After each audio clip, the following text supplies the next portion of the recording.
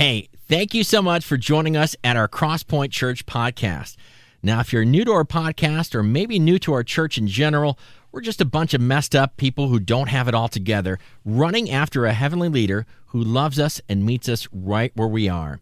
We hope this message encourages you, builds your faith, and strengthens your confidence as you continue down this journey of what it means to know and follow Jesus. Enjoy this message. All right, welcome again to Crosspoint. So excited that you're joining us tonight, whether you are here in the venue or online. Let's give it up for those who are online this weekend with us. Yeah. If we've not met, my name is Abbie, and so excited that you're here. And how many, I'm curious, especially, I guess I can't ask you if you're online, but if you're in the venue, how many of you have seen Gran Turismo? Has anybody seen this yet? No? Okay, one person. All right. Well, I got to tell you, I really loved the movie and was surprised how much. My husband and I both were like, we don't really know if we're going to love this, if it's going to be quite our thing, but we were blown away. It was definitely worth going to see. Though I have to admit, we don't see a lot of movies in the movie theater in this phase of our life, so it may have had something to do with that. Like, it just was super exciting to actually be there. We went and saw it last week on a school night, and so we put our two kids to bed. It happened to be a day where my in-laws were in town and staying at our house, and so did all the bedtime stuff and quickly threw some contraband snacks in my purse and got out of Dodge as quickly as we could. And I'm telling you, we felt like teenagers on a date night. And we realized we've made this full circle in our life where sneaking out of the house is fun again, but now we're the parents sneaking away from our children instead of the other way around. Anybody experience that kind of a moment? So we really thought it was a movie worth seeing, but whatever that's worth. Kurt, however, our lead pastor, he also thought it was awesome, and he's seen, I think, every movie that's ever been made. So you might want to trust his word on it a little bit. We actually had to arm wrestle about who got to talk about this one, and I won, so here we are. So anyways, if you are not familiar with the concept of the movie, you haven't had the chance to see it yet, it's based on the true story of a guy named Jan Mardenborough. And he is a person who was a gamer who turned into a professional race car driver. And the opportunity came for Jan through this Nissan marketing experience, this strategy where they invited all of the top Gran Turismo players from around the world to come and compete for a chance to drive in real life. And when we meet Jan in the movie, he's a 19-year-old. He's dealing with the pressures of trying to figure out where his life is headed. He's struggling with the tension between the expectations that have been placed on him, especially from his father. There's some really interesting dynamics there that we're not going to get into today. And so between these expectations that are being put on him and his own passions and dreams, he can't escape the pull of his love for racing and gaming, but he also can't decipher what to do with that passion. And so he's living at home, he's working retail, and there's no clear path in front of him. He's stuck in this place of trying to figure out how to pursue these dreams, but he doesn't have the connections, he doesn't have the life experiences or the resources. And so there he is, just trying to figure out who he is and where his life is headed. Of course, this is a tension that I think every young person experiences in their own way. This trying to figure out who am I becoming and where is my life headed. But the truth is, this is not something that we only experience when we're young. We face similar moments all throughout our lives. Moments when we have to make decisions about the next step when the road ahead seems unclear. Maybe you right now are navigating some uncertainty about a decision around your career or with your family or in a relationship. Maybe you're questioning if you're in the right spot. Or perhaps you're currently wrestling with the tension between what makes the most sense on paper and this sense within you that's nudging you toward a different direction. Maybe between what you feel like is expected of you and what you think you need to do, they're just not lining up. Perhaps there's a dream that you've put on the back burner, but it just keeps coming back to mind lately. As we look at Jan's journey, the details of his story are extraordinary. They're almost unbelievable. In fact, at the end of the movie, my husband was like, "That was a true story? You're kidding me. That can't be real." Most of us are never going to experience anything like this dramatic shift that he goes through, where we're probably not going to get lucky enough to have this unexpected contest fall into our laps that enables us to make all of our dreams come true. But there are threads throughout his story that I think we can all relate to and learn from. Threads that actually point us toward the way that God has designed us to navigate moments in our lives when we aren't sure where our story is heading. And so today we're going to explore some of those key moments in Jan's story and how they mirror the story of a guy named Peter. And in the process, I think you might just discover something that can help you to better navigate the next steps in your own story. Now, the Peter I'm referring to, you may have heard of. You may know him as a disciple or an apostle. He was a guy who was a part of Jesus' inner circle, and he became one of the most significant leaders in the early movement that we now call the church. And Luke, one of the writers of the 4 different accounts of Jesus' life, he introduces Peter in a way that seems pretty insignificant at first. When we first meet Peter, he's a fisherman by trade, and actually his name is not yet Peter, it's Simon. So this is what happened. Jesus crosses paths with him in what seems like kind of this random encounter, and he asks him for a favor. Jesus is in this situation where there's this crowd that's starting to come around him, and they're pressing into him, and he wants to address the crowd, but he also doesn't want to get crushed. And so he sees that Simon has a boat up on the shore of the Sea of Galilee. And so he asks him, hey, can I get in your boat and do this speech from there? And so he's like, sure. So they go out into the water, and they sit in the boat while Jesus teaches the crowds. But then when he's done, instead of saying, hey, thanks so much for your help, see you later, nice to meet you, Jesus instead turns to Simon and he gives him this instruction. He says, now go out where it is deeper and let down your nets to catch some fish. Now you have to imagine Simon in this moment is like, who does this guy think that he is? Is there anything more maddening? Have you ever had an experience where someone who has zero experience doing your job comes and tries to tell you how to do your job better? That's kind of what's happening here. And you can tell that Simon is annoyed in his response, though he's polite about it. Master, he replies, we've worked hard all night long and haven't caught a thing. But if you say so, we'll let down the nets again. Simon knows the ins and outs of fishing the Sea of Galilee, and he's pretty sure that this dude who has just randomly climbed onto his boat and started giving him commands doesn't. But his assumptions are pretty quickly proven wrong. See, when they throw out the nets, they don't just catch some fish. They are overwhelmed by the amount of fish, so much so that both boats become so full that they nearly sink. And the text tells us, Luke tells us that Simon is blown away. He says, for he was awestruck by the number of fish they had caught, as were the others with them. See, in this moment, Simon realizes that there is something extraordinary about this Jesus guy.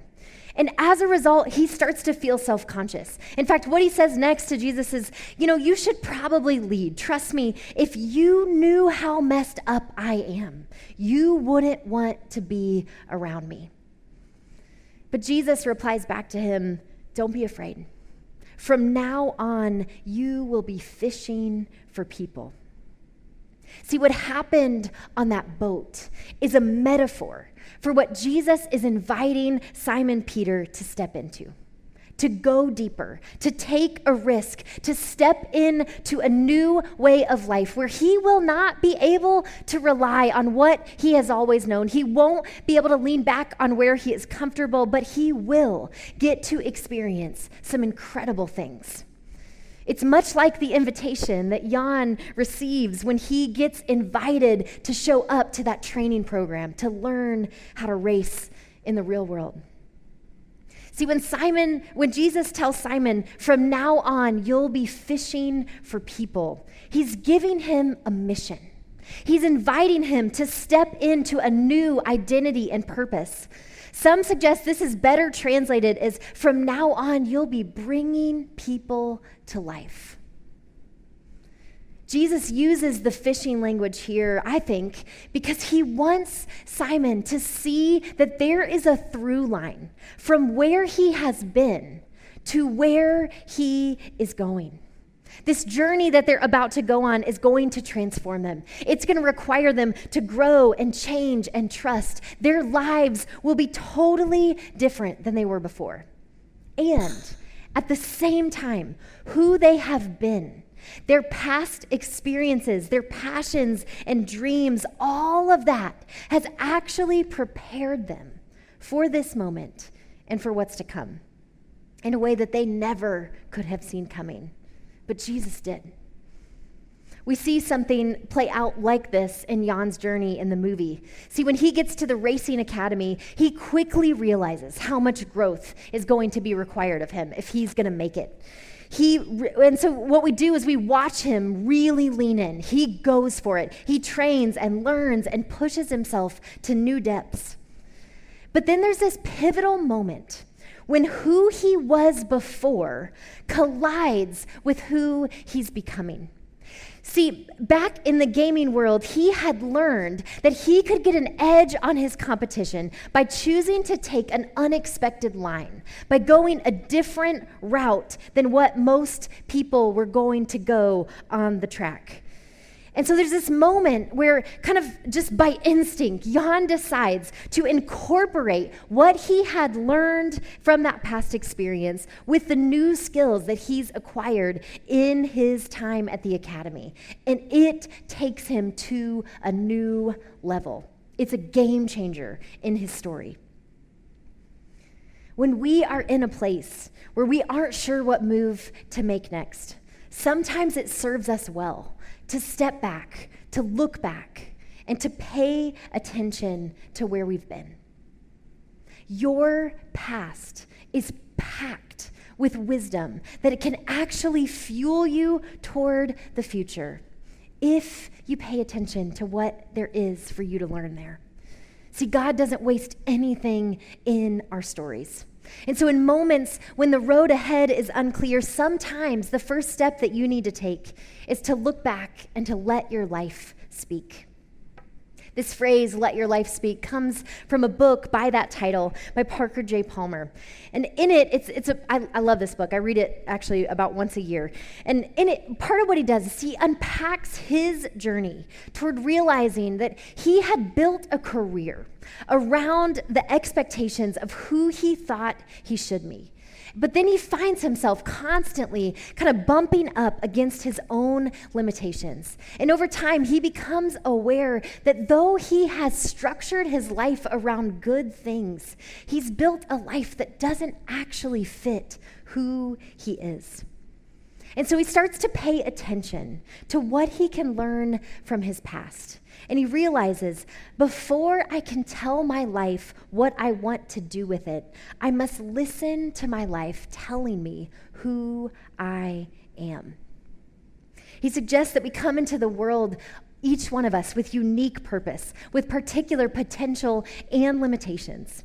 Maybe you've noticed this in kids that you have had kind of a front row seat in watching grow up. How from a very young age, there are certain things that they love, that they're just naturally drawn toward. Paying attention to our own stories, to the moments when we have felt fully alive, to the places and the kinds of work that we consistently find ourselves drawn toward, to the decisions that we have made when we weren't letting fear or expectations drive. This is important work that can help us uncover the unique way that we have been wired so that we can know what next step to take. Frederick Buechner, another author, said that you find your vocation, the purpose for which you have been made, at the place where your deep gladness and the world's deep hunger meet. In other words, you were not made to chase what makes you happy without consideration for how it impacts other people. And at the same time, you weren't made to spend your life doing things that help other people but make you miserable in the process. It's the intersection of what you love, of what makes you come alive, and what the world needs, what your community needs around you. This is where we were made to live and to spend the majority of our energy. And so to find that sweet spot, we have to pay attention to the needs around us and to who we are, to all that our past can teach us about who we have the potential to become. And this is in many ways counter to the dominant narrative in our culture. We, from such a young age, are taught to pick a model and to figure out how to make ourselves fit into it. And so maybe as you think about this idea, you're realizing you're just not really sure where to even start, how you would begin to unpack the layers to discover your unique potential. And so if you are looking for a practical way that you can dive into some of this work, we've got an amazing opportunity coming up really soon. Another round of strengths classes, both for adults and one geared for students.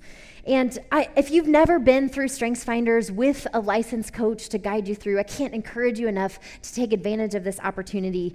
This past summer, all of our staff went through this, and I was personally in a place where I had some decisions to make about some things that I knew were going to impact the future, possibly even for years to come. And I was feeling pretty stuck with just not being sure which way to go. And it was through this course, through walking through Strengths Finders, that I started to find some clarity about where I needed to commit my time and my energy.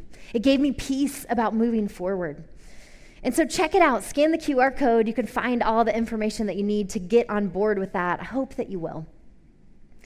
You know, getting intimate with our strengths and our limitations, learning how to discern decisions when the path ahead of us is unclear, none of this is a quick and easy process. This is not something that you're going to walk out tonight having all figured out.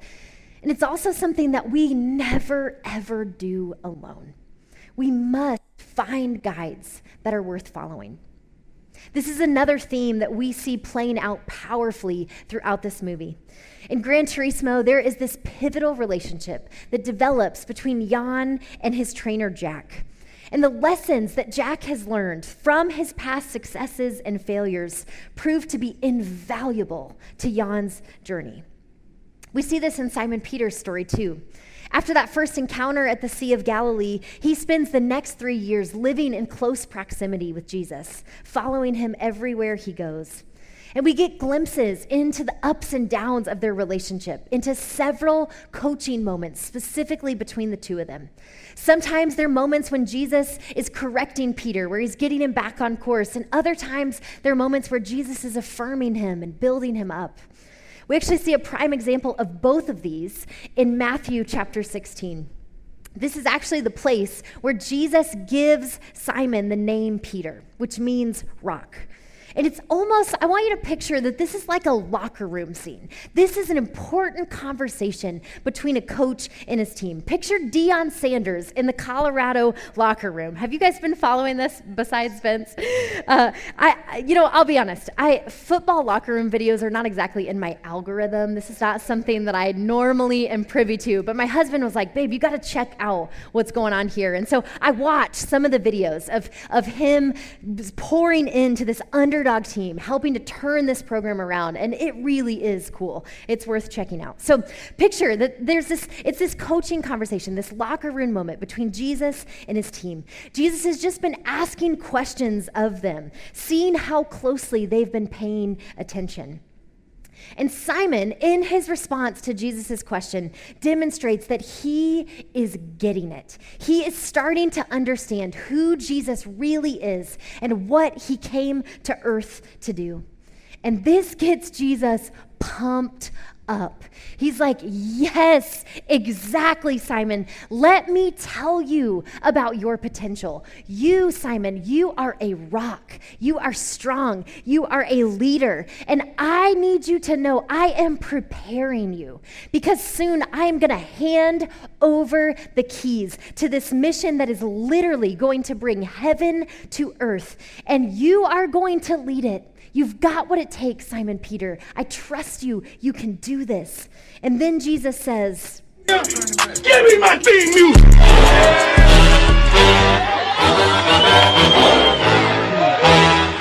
Okay. Okay,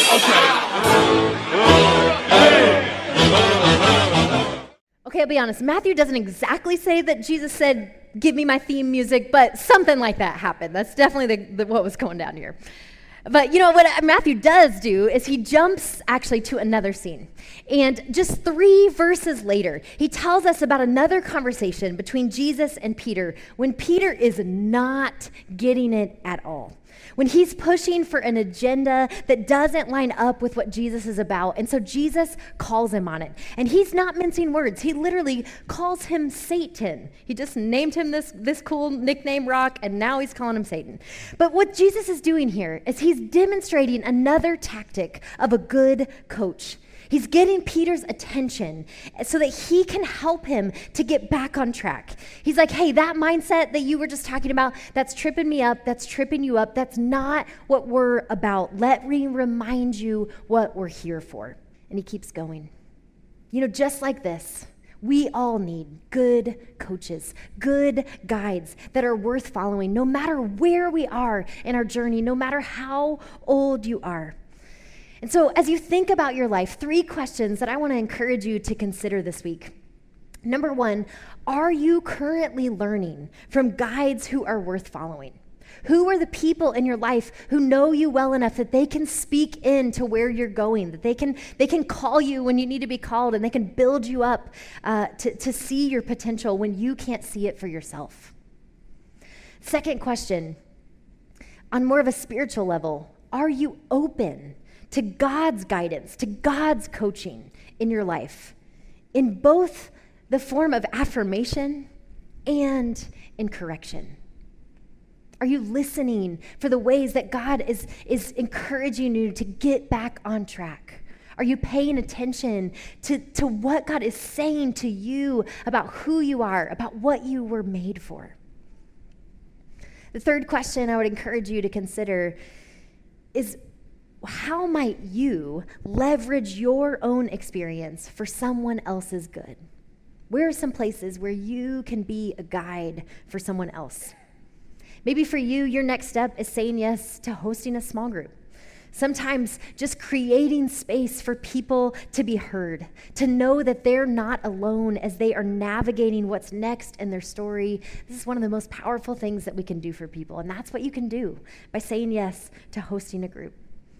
You don't have to be a perfect guide. You don't have to be Jesus. You don't have to have it all figured out to step into that moment and to create a space that someone else needs.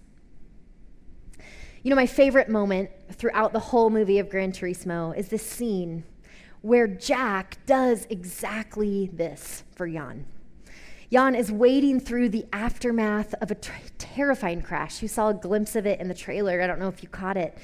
And Jack is able to meet Jan in this place with a deep understanding of what he is going through. He's been there.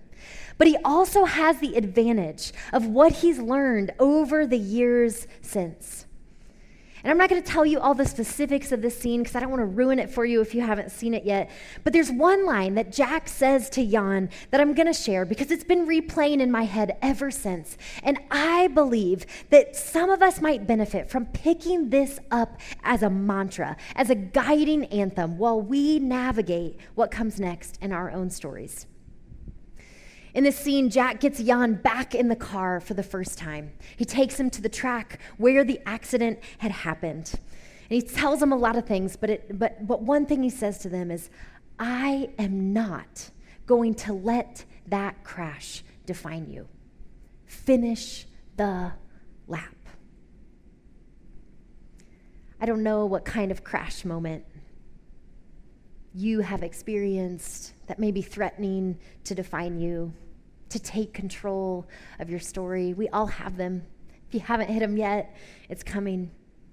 For Peter, his crash moment revolved around a mistake that he had made, a big one too. See, after those coaching years with Jesus, after he'd made some really bold commitments, like, Jesus, I'm going to follow you wherever you go. I will even die for you. Jesus is arrested. And Peter not only can't follow through on all of these promises that he's made to Jesus, it gets to this place where he's so afraid he can't even admit he knows him. 3 times, when asked directly if Peter was with Jesus, he says, no, that's not me. I've never met that guy. And so John tells us about this scene where Peter is sitting in the aftermath of that crash.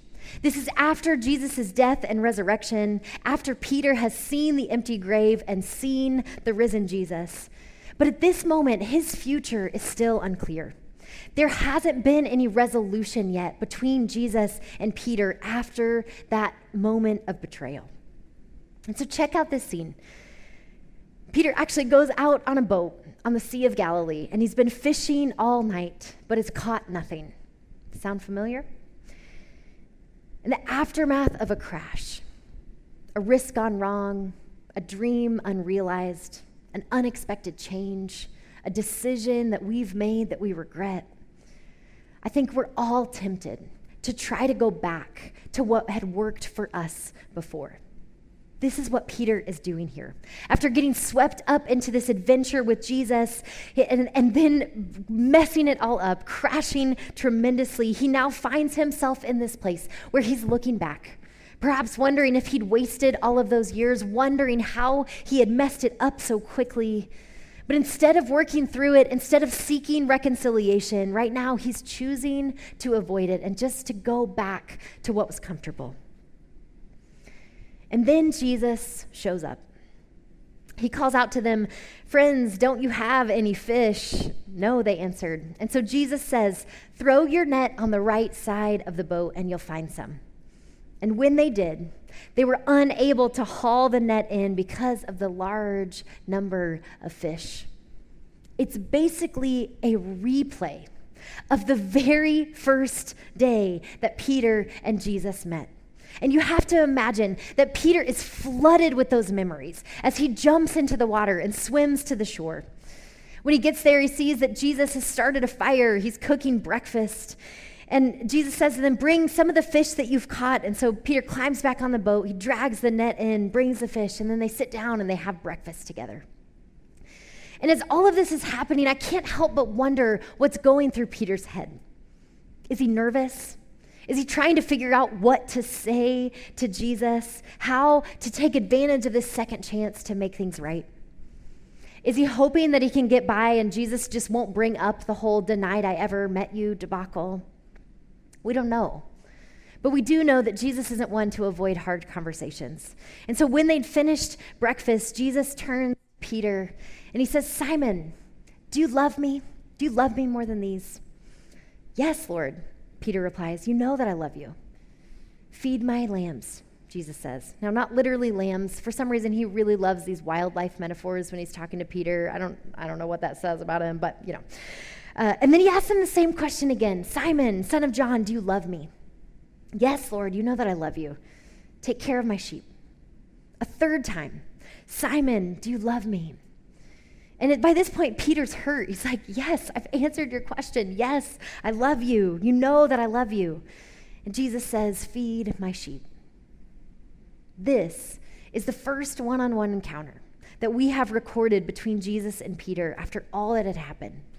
And if you think about it, there's so many questions that Jesus could have asked him in this moment. I would have asked questions like, "Where were you, man? What happened? How could you?"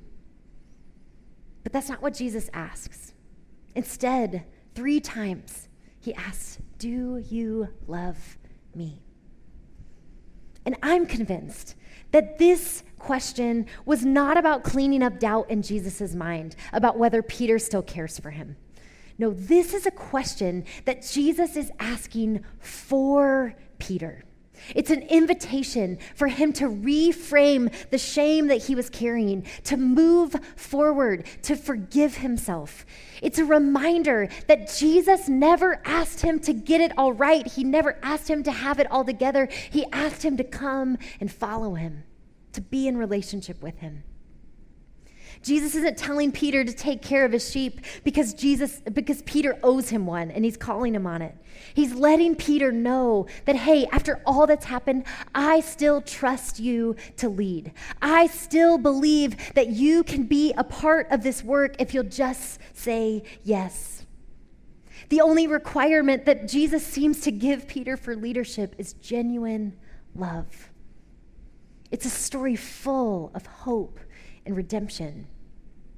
See, Jesus is using this moment again to guide Peter back on track, to free him from the fear that those mistakes he had made, that crash had disqualified him from the mission that Jesus had invited him to join.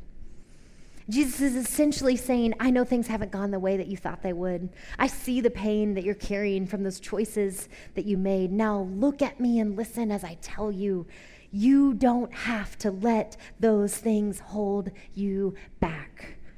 Do you love me? Then let's go. I'm not going to let that crash define you. You have what it takes to finish this lap. There is purpose still ahead for you. There are people who are longing to find the kind of life that I have to offer them, and you know how to guide them there, Peter. You can show them the way. So get to work. Feed my sheep. One of the things that I love in this story is that Jesus was already making his own breakfast. He didn't need Peter's fish, but he used them. In the same way, Jesus doesn't invite us to join in his mission because he's desperate for help. He invites us to join in the work that he's doing because he knows that in doing so, we find the life that we need. It's the way we find the road to becoming fully alive. I've been reminded of this lately through some really cool moments over the last month at CSM The Chase as I watch leaders offering hope to students by the sharing pieces of their stories, students inviting other students to come along. We got to meet 20 middle schooler and high schoolers over those 4 weeks. Watch them pool together and kind of get on board with a mission, raising $681.35 for the Backpack Project, for Village Project Africa. And you know, this is not just something that is a CSM thing. This is a mission that we can all be a part of. You can be a part of this. You can support a student, give them the school supplies that they need for a year by texting backpack to the number on the screen. And you know, this one in particular was really cool for me to watch our students get excited because like many of you maybe have been, I've actually been to that school. I've seen the work that's happening there, the incredible way that they're impacting their community. I've seen firsthand how much those school supplies matter to the students and those families. And you know, that story, the beginning of the school, all began in a moment of uncertainty, with a woman who had no idea where her story was headed next. This is Margaret, one of the founders of Heritage Academy. And, you know, when I was there a few years ago, I started asking Margaret some questions on one of our drives because I was really curious about how she had found herself in this place, living in Kenya, being a part of this work. I knew that she used to live in central Indiana, that all of her family still lived here. And so she started to tell me how 15 years prior to that, she was in this place where she was deep in grief, in the aftermath of losing her husband, and she had gone to Kenya to heal. It was a place that had been meaningful to both of them.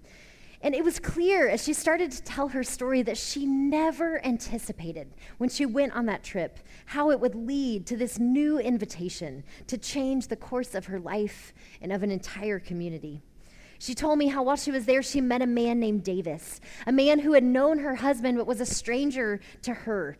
And how Davis told her he had this vision of honoring her husband's memory by serving widows in his hometown.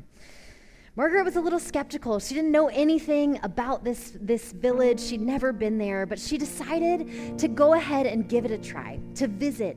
And as she listened to the widows talking about their longing for education for their children, she found herself moved.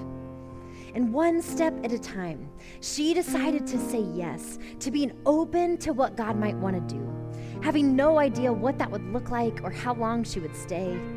Now keep in mind, at this point in her life, she's retired from a career in education. She's just lost the love of her life. No one would have faulted her for going home. But that's not what she chose. Instead, she decided to step into an opportunity to use her strengths, her past experience, to be a part of the work that God was doing in this corner of the world that had previously been entirely unknown to her. And now, today, less than 20 years later, that place has become her home. And over 1,000 students are a part of that school. The impact on the community is far-reaching. It stretches beyond education as they're meeting spiritual and physical needs. It's a place where local leaders are being developed and empowered. As we think about Margaret's story, I hope that you are encouraged and reminded that you never know how God will invite you into a new work that He has been preparing you for, that you can't yet see.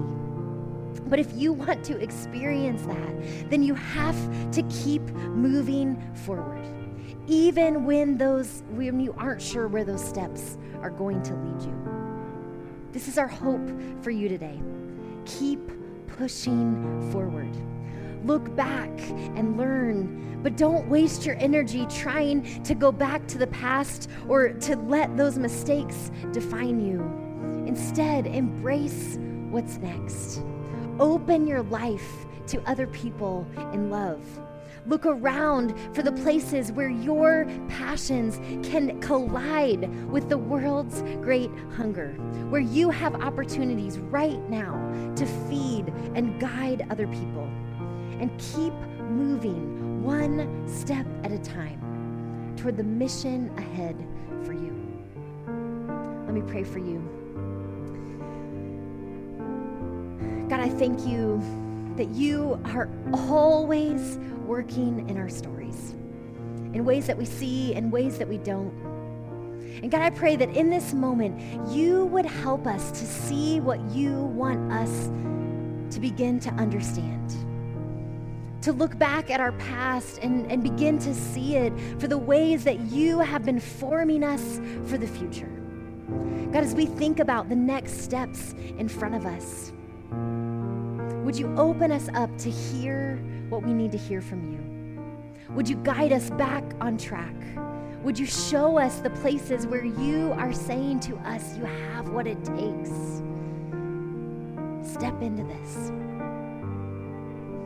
God, I thank you that no matter how far we have gone offshore, no matter how far we have gone off track, that you never leave us there.